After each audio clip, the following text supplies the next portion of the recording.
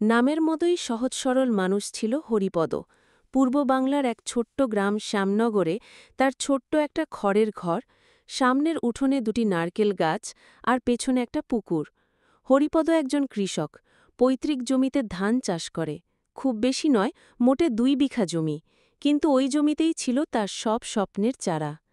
ভোর 4টে বাজলেই হরিপদর ঘুম ভেঙে যেত। হাতে লাঙল, মাথায় টুপি, কাঁধে গামছা, এই নিয়েই সে যেত নিজের মাঠে।